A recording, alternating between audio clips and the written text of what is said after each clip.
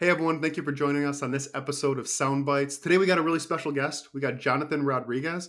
He is the Director of Technology and Operations at Endeavour. So Endeavour is working on what they call inspired infrastructure. And Jonathan's got a really interesting background, master's in engineering, all the way up to becoming recently, I guess, a new leader, right? Coming into a leadership role, running strategy, running technology, running operations on a company that's doing a lot of interesting things in the digital twin space. So, Jonathan, thanks for joining us, man. We really appreciate having you here. How are you doing? Good. Hey, Derek. Hey, Lauren. First off, thanks so much for having me. I'm humbled by the opportunity to hang out with you guys and share some of my story and that journey that took place. It's really exciting and yeah, it's been a whirlwind to say the least. Yeah, we're really excited. And on top of all that, when I first met you, I learned you became a new father. So, congratulations there. Congrats. Thank you so much. She's 7 weeks old, so we just had the first Halloween for her. Oh my gosh, what was her costume? So we just got a first Halloween costume. So it was just like the pink skirt and the white like onesie with the pumpkins, the witch hat, Yeah. everything. And no, she's very collaborative and she's photogenic, but she gets that from her wife, not from her mom, not the dad. Yeah, I don't know about yeah. that. You got really Yeah. good presence. Um, but yeah, let's walk through your history, man. So you've got your backgrounds in engineering, but walk us through it. You had a start, now you're here, all the stuff that happened in the middle. Give us um, that story. so where to begin? I think so. My background is mechanical engineering, and so funny enough, like as a kid, you think like what got you into a career. And I remember there was a couple of years when my mom went through a bunch of like appliances and hair dryers in particular. And so I was the kid that took the screwdriver and took things apart, could never put it back together. Eventually the engineering track was part of that. And with my dad, we used to work on cars a little bit, like fix the cars. He had cars like from the '80s, so that was a neat thing to just grab a wrench and play around. So that led into mechanical engineering. So I went to Cooper Union, got my bachelor's, my master's there, had a focus and a desire to get into to energy. And so Mm. this is around like, you know, the late 2000s, early 2010s. And so we're starting to get into like sustainability. Lead is becoming a big thing. So energy systems was a piece that very much intrigued me and what my thesis focused on. And then out of that, I ended up going into construction because I interned a lot during my college years and met a really cool team that was doing neat things in terms of like digital project delivery. And it was really cool. And so the funny story was my boss at the time, he was very much into coding and BIM models and everything. And I had told myself in college, like, I'm never good at code ever. I don't want to touch it. I took a course in C, and that was way beyond what I could. But I was good at like Excel and like MATLAB and some academic stuff. So I remember he said, "Hey, it's good if you pick up something more commercial." And so that began the journey of software. And I picked up a book called C Sharp for Dummies 2010, Okay. and that started everything. And in construction, I realized there's a lot of like repetition. There's a lot of opportunity for automation. So I very quickly wanted. I'm naturally lazy, but in a good way. And it's like, how do you Sure. work smarter, not harder, right? And so like my coding early on became just, all right, how do I automate myself out of repetitive tasks? And slowly just it created that space for me to be creative and work. So a lot of automation took place, and with digital project delivery, and this was early 2010s, it was like, all right, let's take a BIM model, let's take some documents, let's organize it neatly, and just the lift to get everything in there was huge, and that was one of my first summers at that job was organizing everything. So it's like No. naturally, hey, why can't we do that earlier, right? Yeah, it's a pretty interesting story. It's like you go into ME for a reason, right? You want to work with mechanical systems. You don't want to be working on software. But then as the world starts shifting, you realize that everything's got a software component, and to be effective now, it's almost like learning how to type. It just becomes a skill you need. No, it's Exactly. really a really interesting background. In the time from when you started school till the time you really started your career, buildings started becoming smart, Yep. right? It was no longer just put the infrastructure up, run 120, and send it. Now there's sensors and systems, and Johnson Controls is in the space, and that brings you to where you are now with working on things with digital twin. So, what is digital twin for someone that doesn't know or hasn't heard of it Yep. before? No, it's a good question. It's actually a buzzword. So there's so many definitions. The one I stick to is the one from the Digital Twins Consortium. And so what it is, it's a virtual representation of an object or process in the real world, and then you synchronize that at a specific frequency with a level of fidelity.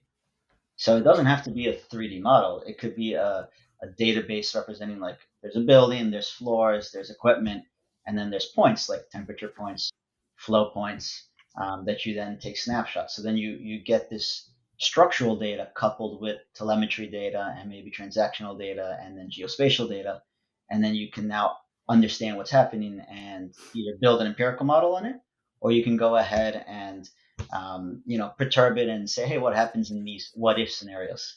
Mm. Can you provide a real life example for maybe someone who is new to this, new to digital twins?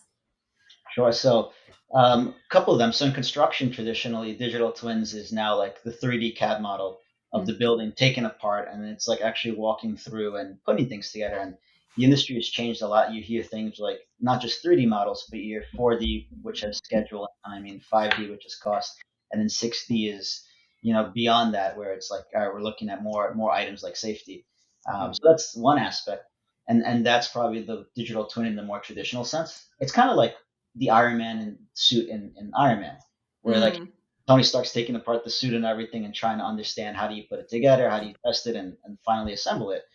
So that's probably the more traditional first come to mind when you think digital twins.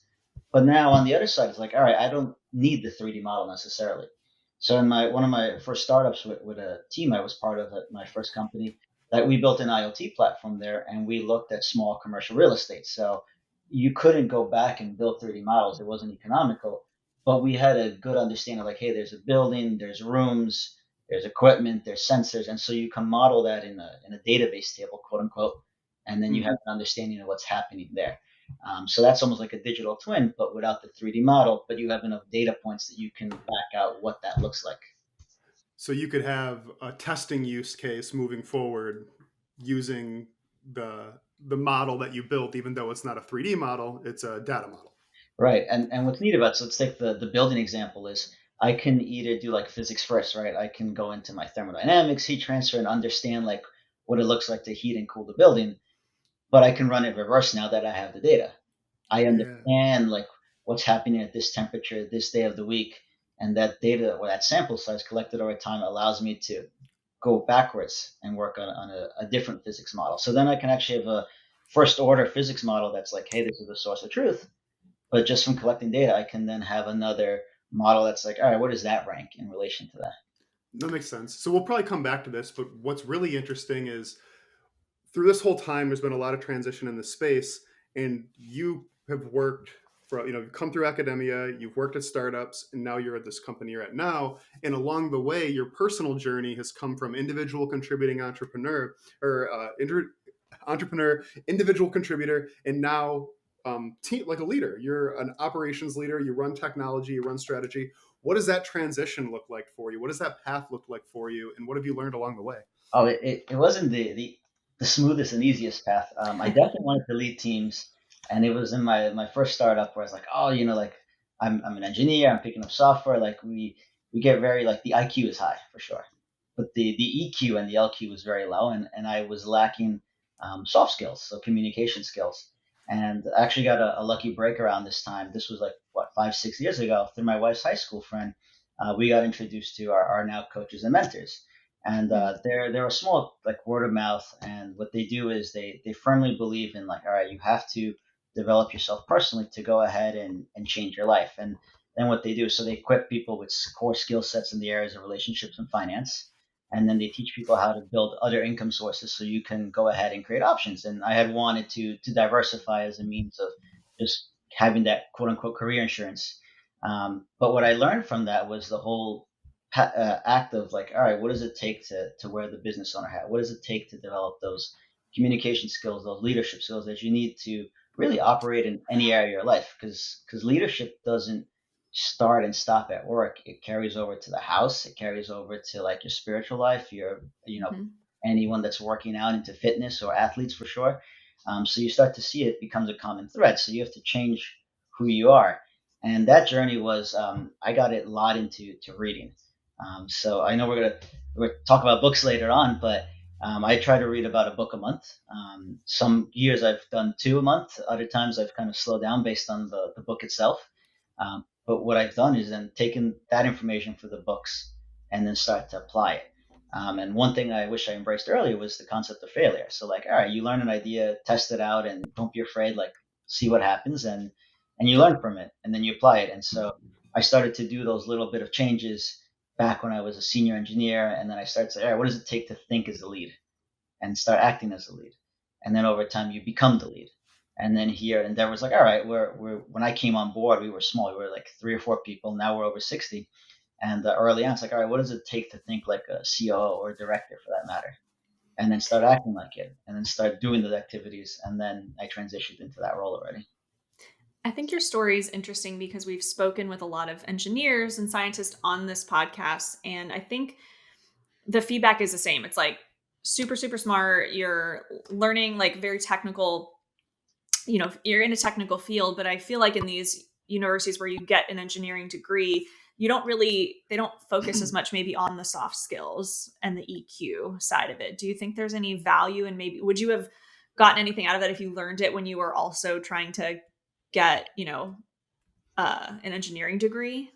Oh, absolutely. I feel like there's core classes I wish they taught, like, how to hold a budget, or how to Mm-hmm. like how to win friends, influence people should be Yeah. like a required reading. Yeah. So fun fact was, when I was in my master's program, my buddy and I tried to start our own company, engineering consultancy, and we knew nothing about business nor communicating. And we fell flat on our face, and we gave up at that point for a moment. And that was a good learning experience. Like, all right, if I'd known how to like have client conversations early in my career, I actually told the client once they were wrong, because they were wrong. Well, that's like, etiquette 101. You don't tell the client they're wrong.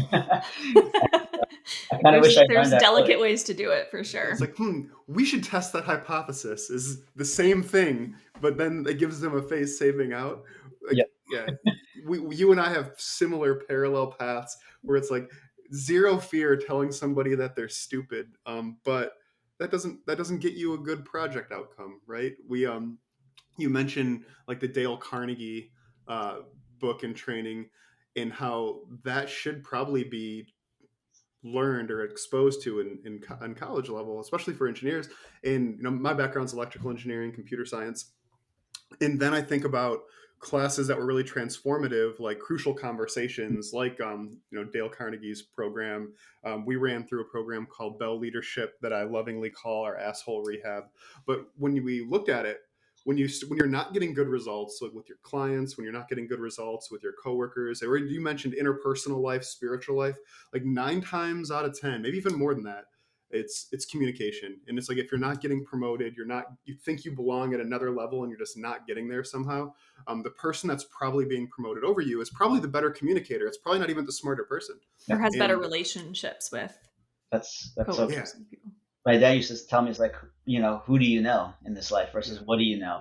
And then how do you make, my mentors told me, like, how do you make people feel when you're not in the room? yeah, that's a really, really good piece.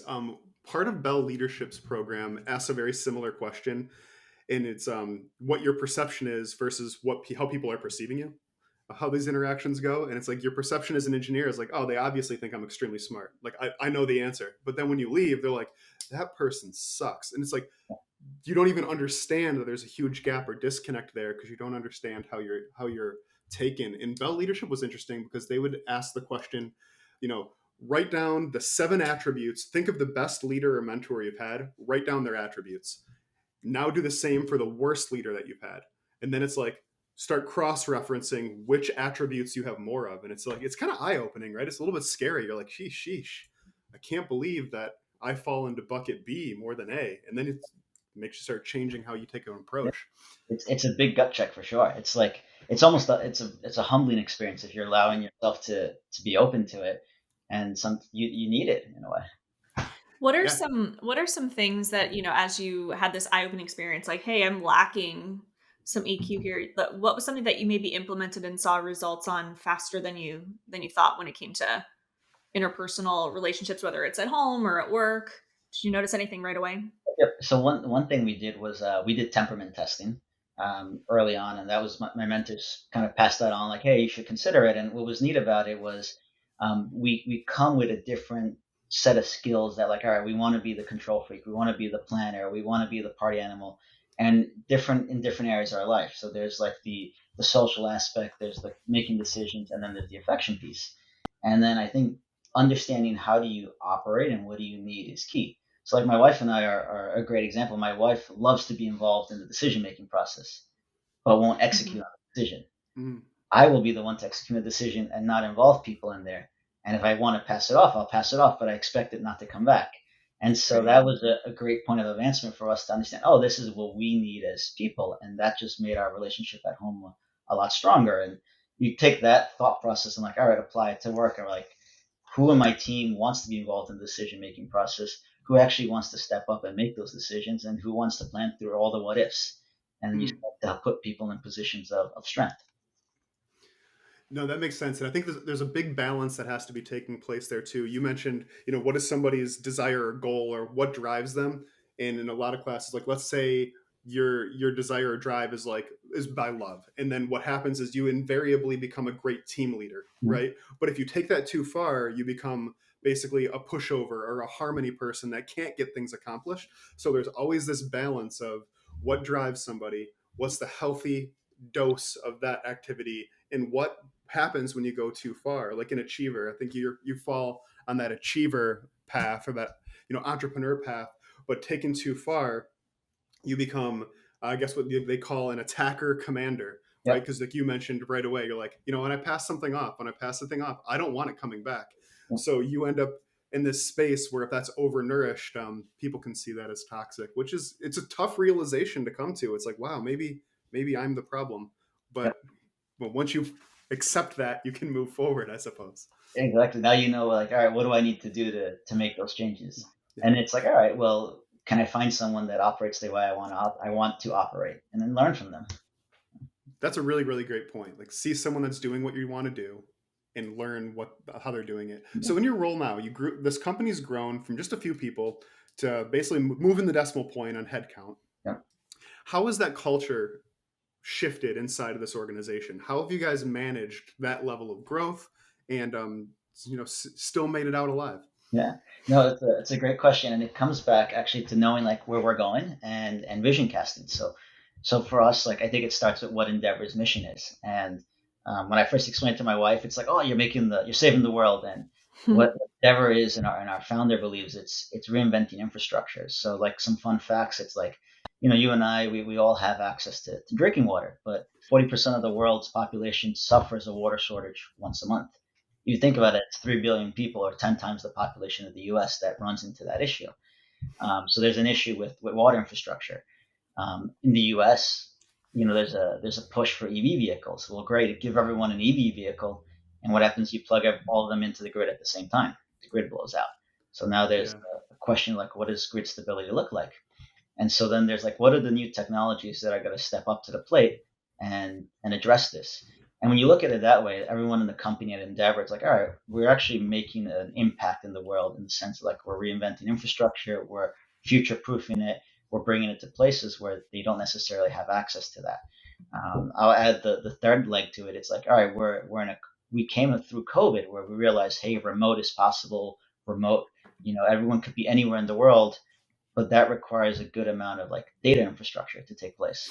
Like, this call, a Zoom call, a Teams call, like what's the data center infrastructure? And Sure. data centers traditionally consume a ton of water, a ton of power, but you need it to operate. So how do you start to bring that into the infrastructure piece? And that's what we do is we play at that intersection where there's friction there to create opportunity. So when we look at it that way, it's like, all right, we're prepping the world for the data side, we're saving the world on this side.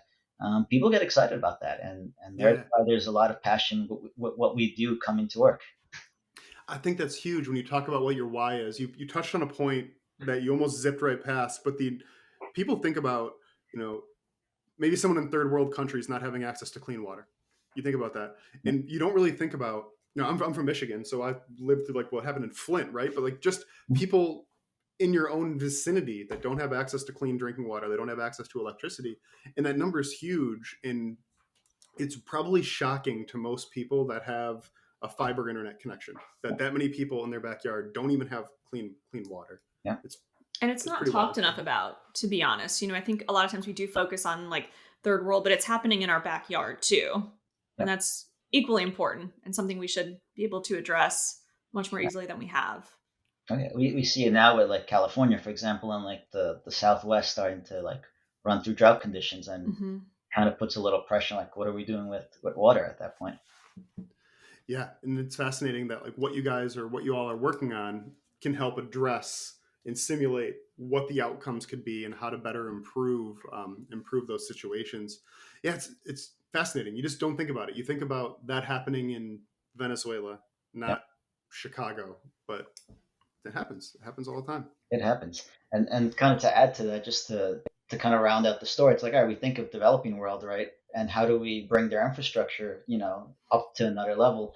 What's cool about it is you think about, all right, cell phones are the new thing, right? Compared to like landlines. Well, if I'm in the Mhm. developing world, who's running landlines, right? We're gonna go right to the cell phone tower or this distributed infrastructure. So if we figure out how to roll distributed infrastructure here in the developed world, you now have a mechanism to roll that out in the developing world itself. And so there's that opportunity. And the last piece why everyone gets jazzed about it is like, yeah, we're saving the world. But what I like about our leader, our founder there, is that he's a visionary. So it's like, all right, we're not going to just do it in one spot. We're going to do projects across all the world. Like his goal is like, let's have infrastructure nodes on every continent. Maybe Antarctica, we'll figure that one out. But we'll work through that. And currently, we have projects in Europe. We have projects coming online in the U.S. and Canada. So as we see the scale of that portfolio, we're like, oh wow, this can be big. And part of us is talking about that vision, which is huge. Sometimes we don't talk enough about vision at work, and it's easy to get caught up in the day to day, and you lose track of the bigger picture. I was just thinking about that as you were talking because I'm wondering what your thought is on this. I think you already answered the question, but I think there are a lot of folks who go to work, they're answering a ton of emails, they're in a lot of meetings, they're getting a lot done, but maybe without that vision, they're experiencing burnout a little bit faster. How are you articulating that vision, especially as your company grows? And do you think that has any sort of impact on the people who work there and their, excitement about actually opening up that laptop and Yep. sending that email? Yep, for sure. At least in the team I specifically deal with, which is around the digital twins piece. If you look at step back, like, hey, what does digital twins look like in terms of putting one together, and how do I get to one faster? It's like, all right, how do we insert ourselves in like the engineering construction process, which I learned from my career are not necessarily the most data friendly. And it's Mm. like, all right, there's an uphill battle. So there is always politics and everything. So I have to keep reminding my team, it's like, hey, listen, we're changing multiple industries by creating this unified data model. We're going to be presenting at conferences, at universities. And it's like reminding them, hey, we're going to do that. And so I remember last year we started building the team, and I talked a lot about presenting at universities, and this year we got a chance to present it too. And just they were small, but again, it's building momentum, building belief that hey, we're doing it. And then we got to see some cool stuff happening with some construction data that was starting to flow through, some operational data that's getting put together, and you start like creating these wins, which then turn into belief. But it all started with like speaking life and vision into it. It's like, hey, we are changing industries. Don't forget that. Yeah, I think making sure every single day the work that y'all are doing builds to that vision, and you just have to remind people like this is why we're doing it. This is our why, Yeah, and you get really good results from it. yeah, and What are your favorite projects to work on? Oh, keep going. Go I ahead. was going to say, and then that carries over not just at work, but also in all the areas of your life. So remember, you want to Mm. do that. You want to be good at that at work, but also what is it like at home and everything. And I think the common one is like the New Year's resolution, like, hey, this year is the year of the six pack abs, right? And and it gets us through January and sometimes February, and then we fall off. But you know what? That excitement is what gets us moving. And then it's like, all right, I want a great marriage. I want to have, be a great dad, and so forth. And we want to travel and all that, speaking vision in multiple areas of your life, because you can't be an A player in one section and then kind of be lazy in the other. You got to be consistent throughout. So true. Yeah, I And think I that think makes a lot of. sometimes a lot of people are really good at one and then slack off in another. So it's good to be reminded to carry that vision, whether it's from personal to professional or the other way around. It's a really good reminder. Yeah, it's all about life's all about balance and communication, I suppose, which probably took me way too long to probably learn, Yeah, but that that, was the it's the cool. culture that we came up in was what's the best word? Aggressive. We'll use the word I would aggressive. say, yeah, very like startup culture, very aggressive. Um, I don't want to say, yeah, it was very intense at all the time. So you're always sort of like on alert. head on a swivel. Yeah, it's tough. Like for where we came from, really interesting place, a lot of really good growth. It's a lot of times when we're describing it in a positive way, someone that hasn't been there would absorb that as that we're saying something negative about it. But it was just very interesting. It didn't value hugs and high fives. Yep. It valued results. Mhm. At, And we go and back to like the whole achiever piece right there. Yeah. yeah, Mhm. exactly right. So what it grew personality wise, what it ended up growing was this positive feedback system that produced attacker commanders that could achieve impossible things. Hmm. And what would happen is if you weren't one of those, you were a harmony team building person, you probably got weeded out, which meant, like, look, when ice cubes are melting, they get colder. So we ended up becoming more heavily attacker commander, which Hmm. made, like, you ended up with a lot of velociraptors and not a lot of people, you know, keeping people hugged and happy. But we got results. But then you learn, like, there's got to be a really good balance. You have to have a good balance, and then you can get even better results, Yep. Yep. It's which is like really important. you have to slow down in a way to speed up. Exactly. Yeah. Yeah. So, what are your favorite use cases right now? You talked about, again, everything that's impacting the world, doing it in the developed world, translating that over to the developing world. You talked about water. You talked about just distributed infrastructure. Is the answer all of them? But like, what are your favorite use cases when a project comes in the door? You're like, yeah, that's the one I want to work on. I like to solve like big problems, and I like to break down barriers in data. That's been the bulk of my career. Um, so like digital twins is a neat thing. Like, all right, we have, and I think I alluded to it. It's like, all right, we can have one at the end of the project. Like, right, we build an airport. Good. Now let's hire another team to go in and build a digital twin on the side. But could we do it organically? Like if we were to do like small distributor real estate, it's hard to kind of follow after the fact. So my thought and the problem I love solving is like, how do we do that in flight of the whole process? So then Hmm. we don't do it just once, but when we have to scale at multiple like sites around the world, we can do that easily. And then the other piece I've observed in my career, it's like, all right, how do we lower the entry barrier to play with the data, and how do you upskill people? Because then if I don't need PhD students to work at it, and I can work on masters, it opens the door to more. If I go to grad to anyone with a bachelor grade, anyone that's not technical, I get more and more people involved. I get a richer and richer data set. Yeah. And what was funny was this started because I took an ML course um, in my last startup. This is like 7 years ago or so. And I wanted to play with the data and everything, but the data was just not high quality. Hmm. And it's like when you Welcome to our scale, life. yep, Yeah. and it's like 80% of your effort goes into just data cleanup. But I didn't want to. Remember, I was naturally lazy. I'm like, all right, where can I insert processes to try to get myself out of this? And then I fell in love with the idea of like, all right, let's talk about processes, digital processes, upskilling people, and producing these data nodes, if you want to call it, versus or digital twins in the process. That's really cool. That's a fun journey, and we can commiserate with the data being terrible situation. Yeah, That's what we live almost every single day. yeah. So we covered a lot of ground. I want to go back to your leadership journey one more time because what we've talked about communication and like self-awareness there, but as you continue to develop as a leader, like what challenges are you facing and how are you continually solving those? People challenges are always the big one. So you just have to, what's the word I'm looking for? There's a good podcast I follow every day called Darren Daly, and he talks a lot about like rent is due every day. So it's not so much about arriving as a leader. It's like it's a journey step by step. And so every part of the way, I realized I've had to communicate more. I've had to press into mentorship or coaching or more books to try to keep my skills sharp and fresh because it's one thing to lead someone that's not a leader yet, but when you start to lead leaders of leaders, it's another thing, and that's the goal is to get to that point where I'm able to develop leaders who can develop further leaders, and then we create a scaling effect at that point. So I think the big thing is the continuing ed, and one of the things my mentors has always told me, and this is so true, is like you look at a large company, right? They're successful. They have a board of directors that helps cover them in different areas. When you look at yourself personally, who are the people that sit at the board of directors in your life? Like who guides you in different areas?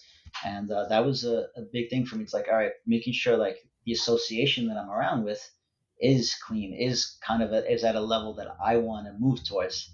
Because if it's not, then I start to fall backwards. So for me, it's making sure that I stay on top of good input that's coming in, hanging around like winners and people that want to change the world, and and then feed off that. So that to me becomes a big piece on top of like continuing to read, continuing to learn, continuing to fail too, because every day is never clean. It's about like taking a shot at something, and there are times the last couple of months I had to walk back on things I said that I thought were true but weren't. And it's like, all right, I'm human, and you know what? People look at you for your successes, but you connect with people when you talk about your failures, and I find that very interesting I because That's a really loved, good point. yeah, I loved what you said about who's on your board of directors. I think, we always like want to have mentors, and I think that's great. But I think putting it into that perspective is really helpful, is because it's like you want people around you who you can go to for advice, who are experts in their field, who are winners, to help you not only professionally but personally too. And I think that's a really fun way to look at it. I'm going to remember that from this podcast. So that's great. cool. A little nugget. Yeah, definitely a good perspective that we don't think about enough. And like, as leaders or entrepreneurs, you think about, who are my stakeholders, who is my board of directors, but you don't apply that back enough to who are the direct stakeholders of my life Mhm. that influence me, that drive me, that I hold myself accountable to. And if that's not the right mix of people, your results are going to be poor across the board. Yeah. That's a really interesting philosophy or take there. But I think so. We covered a lot of ground, talked about digital twin, we talked about your leadership journey, and now we're coming to the point where we really want to see through that whole trip, from engineering school all the way forward. If you could go back in time and you could sit back and have that conversation with yourself at a younger age, let's say 18, 25 years old, somewhere that just pick somewhere, what advice would you have? Like you could go have dinner with a younger version of you. What do you tell that individual that's going to help you on your journey? Right. It's interesting. So I look back at 18, so I was right about the time I was going to start college. I had my first summer internship, full of excitement. So I would have picked the 18-year-old self for going out to the dinner or drink. Well, you can't do drinks at 18, but just dinner. Maybe in Canada, close enough. There you go. And because of the excitement level that was there, at 25, I had finished my studies. So I had my master's already. I had moved on from corporate a little bit. Like, all right, I had the one startup failure. So I'm like, all right, I'm a little bit more realistic. So I probably, as much as the 18-year-old is the exciting one, the 25-year-old needed some attention. And I think the points I would say, it's like, all right, Jonathan, look, you're 25, you got a couple failures. I grew up with a lot of like failure is not a good thing, and it's Hmm. reframing that to say, hey, failure is a fantastic thing, and to embrace it earlier. So that was the big thing I would tell myself at 25. But I would also tell myself, the idea of like the concept of a board of directors. Who are the mentors? Who are the coaches in your life? I was again a hotshot at 25, thinking I knew it all, and they say age makes you wiser. I guess it does. I would say, you know what? Check the ego a little bit earlier and find people that are where you want to be quicker, just so then I can move faster in the direction I wanted to move faster. um, Recognize like any friction points are really like opportunities, in disguise. So it's like, how do we what's the perspective on that? Like we can either sit back and complain, oh, we're not moving forward, or it's a growth opportunity. Or how do I work around this obstacle? Like what tools and skill sets do I need to arm myself to move into the next level?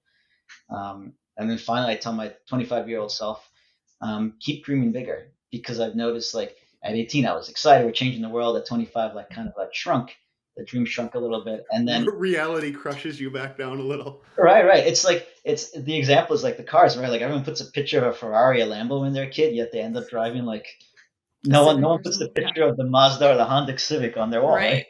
But we end up in it. And I think that dreaming big is huge, because it pulls you through like thick or thin. It pulls you, it creates that vision for you, but that requires you to be around like a good association of people that have, creative results in their life or in career. And that's exciting, kind of like how our founder at Endeavour does, where he's like, all right, I want to change the world. And that dream can get contagious. So, You Yeah, said really so well many done. good things. You said, I think you said like friction points are just like opportunities in disguise. I think that's a really good way to look at things, because I think in the moment you get so frustrated by the fact that there is friction, you fail to see that it is an opportunity. So I think reminding yourself of that is awesome. And then I think it's so easy. The last point you made, it's so easy to get beaten down by the realities, the harshness of life, and all of the things you've experienced. So it's really refreshing to find people who are still really excited about life and still feel like, there's so much opportunity. And so it's nice to be around those people, and hopefully you can, get some of that back, so you don't get, so you're not just like some curmudgeon walking around saying that nothing's possible, because you need to have those people who think that anything is. So Exactly. And you mentioned we're having to mentally recover from a startup failure. So what got you through that? I just kind of buckled up at that time and focused in on my thesis, because that was in my grad program. So I just occupied my mind with something else. And here's the thing I missed was I never just reflected back on what I could have done differently. And looking back at like everything now, I'm like, hey, if I had done that earlier, how much further could I have been had I, accepted that? And like, hey, you know what? Let's try again, but let's change a few parameters, or let's find people that can help me like in that area. But instead, I took the path. All right, let's get busy with work. Let's buckle up and Yeah. into it. And then I forgot about it. Yeah. Not having the maturity at that point to say, okay, we need to face this, do a postmortem, see what went wrong, see what we can change. It was just like, I don't want to think about that. That smells bad. You I know, need to focus on something else. That's tough. It's a challenging skill set to learn. And I guess as you get older, it becomes easier to do. Yeah, it's fun you mention about that, because if you look at like software development and like agile, right? Like the whole concept of a retrospective at the end of a sprint is like to exactly ask those questions, like what went right, what went wrong, what do we change, and then it's that feedback cycle that honestly we each should have internally with ourselves, like at a high frequency, but that gets the team moving forward and progressing through these obstacles. Yeah. No, it's really, really good. And I think we got like one more wrap up question, and then we'll let you go and be mindful of your time. Sure. I love this one. And I know my dad is the number one listener of this podcast and watches every video. So he takes notes during this section. So just know that Wes is taking notes here. But what are some favorite books and podcasts that you've been listening to that you think, are super great and that people should look into more? Great question. There's so many books that have impacted me over the last like 5 years, and definitely How to Win Friends Influence. So communication books are big. How to Win Friends Influence People are up there.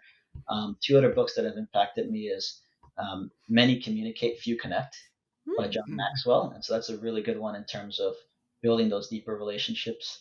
And then a basic one is like How to Start Conversations and Make Friends, right? Not how to start conversations and tell clients they're wrong. And then there's other tactical things. So like Lean Startup was a great book that got me through the idea of like how do you fail faster, how do you pivot faster. 7 Habits of Highly Effective People is up there on my list. Read it once, need to read it a second time. And then Compound Effect by Darren Hardy I thought was fantastic, because we want to make these big changes, and we live in an era where it's like, all right, overnight success, but that's not the case. It's a result of little things you do day in, day out that compound over time. So Compound Effect was great in terms of staying slow and steady. So I recommend those books a lot. For podcasts, I do podcasts, I do webinars. So Darren Daly is one that I plug into. So when I have my morning coffee, he goes through different life lessons and leadership pieces every morning for like 5-7 minutes. So I love listening to that. And then I plug into as many conferences that make sense. So like Autodesk University sits up there because of what they're doing. Like Microsoft Ignite has a ton of cool stuff in terms of what they're doing with the technology backend. ASHRAE from the engineering standpoint. There's a conference I'm going to a couple of days called AEC Tech. So it's a local get together with all the professionals in the architecture, engineering, construction space, and we're all nerds and tech geeks. So I love getting around that community to see what people are doing. And then like reading wise, like other things like Popular Mechanics, Wired, like those are great, like, great places to just get these little like one-offs that I'm fascinated by. No, awesome. That's a solid list. And I think, I think you and I, to an extent, both were engineers, both were, I don't want to say insufferable, but maybe for myself, and then both had to learn how to communicate. Your list of books very much mirrors mine, as I was like, I need to make changes. Yep. You need to start really changing what you do. Yeah, it's so true. It's like changes, like you want to change, but you have to change, right? And that's the hardest part, but we got to do that like every day, little by little. Yeah, like anytime you're going too long without seeing the result you want, you have to step back and be like, what is preventing me from getting that outcome? Yep. And what is my contribution to that? And what do I need to do to change that outcome? Because I think a lot of people are like, oh, this is going wrong or this is going wrong. And it's like, that's true. That might be happening. That's very true. And it might be out of your control. But what's in your control is what you can do to change the path. Like you don't have to walk through that thorny forest. There might be a different walkway you can take. And Yep. I think the right information, the right podcast, the right media can put you on that different path, which is really interesting to hear your story. Um, really loved hearing the technology, loved hearing what your company's doing, really loved hearing your leadership story.